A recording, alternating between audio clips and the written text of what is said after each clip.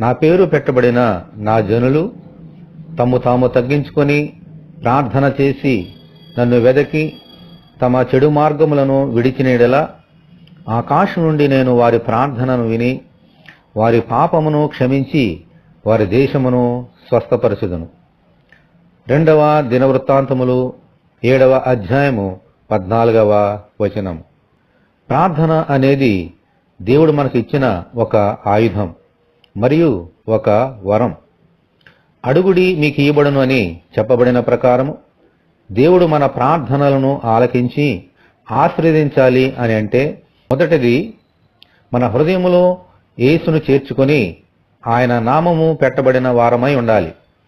రెండవది మనల్ని మనము దేవుడి దృష్టికి తగ్గించుకుంటూ ప్రార్థన చేయాలి.